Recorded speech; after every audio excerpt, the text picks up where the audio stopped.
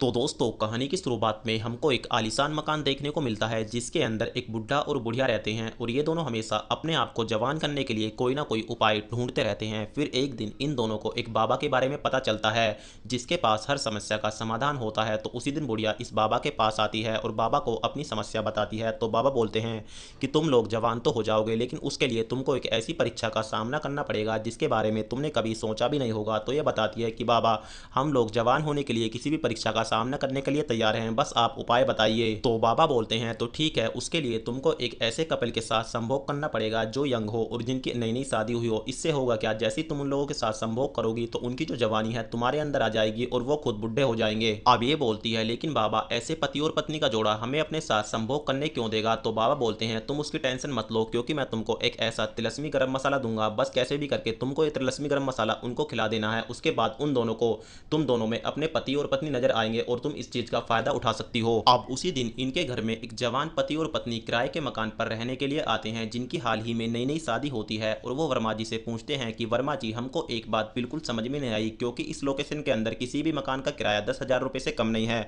लेकिन तुम्हारे मकान का किराया सिर्फ 2,000 है, ऐसा क्यों है। तो वर्मा जी मुस्कुराकर बोलते हैं कि बेटा वो क्या है कि हम तो क्लर्क से रिटायर हैं, हमारी तो पेंशन आती है, तो पैसे की तो हमारे पास कोई कमी नहीं है, बस किराएदार के साथ हम अपनी फैमिली कंप्लीट करना चाहते हैं, लेकिन हमारी एक शर्त है, तुम्हें खाना हमारे साथ ही खाना होगा। उसके बाद दोस्तों ये दोनों अपने मालकिन की शर्त मंजूर कर लेते हैं। आप सुबह को रोहित अपने काम के लिए घर से निकल जाता है तो नेहा इधर उधर घूमने लगती है। तो नेहा को एक कमरा दिखाई देता है जो अजीब टाइप का होता है और जैसे ये इस कमरे का गेट खोलती है तो इसकी किल्ली निकल जाती है, क्योंकि दोस्तों इस कमरे के अंदर इंसानों की हड्डियां और इंसानों के कंकाल होते हैं और इस कमरे को देखकर लगता है कि इसके अंदर जादू टोना किया जाता है। उसके बाद दोस्तों नेहा की किल्ली निकल जाती है तो वर्मा जी दौड़ते हुए इसके पास आते हैं और बोलते हैं कि नेहा क्या हुआ। तो ये बताती है कि वर्मा जी, हमको समझ में नहीं आया कि ये कमरा किस तरह का है, ये तो काफ़ी अजीब है।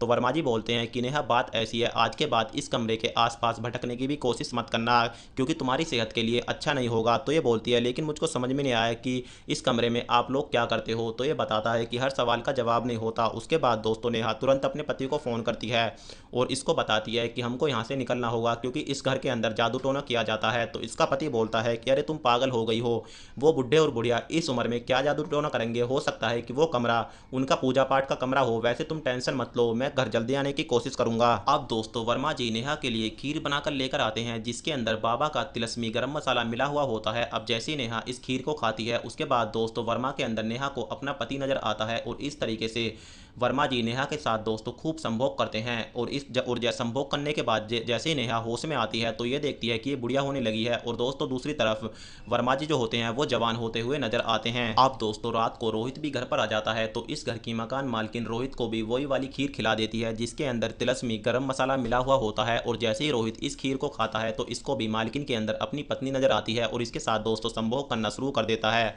और इस तरीके से रोहित भी बुढ़ा होने लगता है क्योंकि इसकी जवानी मालकिन के अंदर चली जाती है और मालकिन जवान होती हुई नजर आती है। और इस तरीके से इस मकान के मकान मालिक और मकान मालकिन इनके खाने में रोजाना ये तिलस्मी गरम मसाला मिलाते हैं और इनके साथ खूब संभोग करते हैं, जिस तरीके से ये बूढ़े होते चले जाते हैं और इस घर के मकान और मकान मालकिन जवान होते हुए चले जाते हैं। और फाइनली एक दिन ऐसा आता है कि ये लोग इतने बूढ़े हो जाते हैं कि ये मर ही जाते हैं। और दोस्तों ये दोनों मकान और मकान मालकिन इनकी लाश को बगल वाले जंगल में दफना देते हैं और खूब ऐसे ज़िंदगी जीते हैं। तो अगली बार हमको पता चलता है कि ऐसा ही एक नया और कपल यहाँ पर आता है जो उसको किराए पर मकान चाहिए। और इसी के साथ दोस्तों सस्पेंस को दिखाते हुए फिलहाल तो इस वेब सीरीज़ का सीज़न फर्स्ट यहीं पर समाप्त हो जाता है। तो सस्पेंस को देखकर लगता है कि सीज़न 2 भी आपको देखना चाहिए।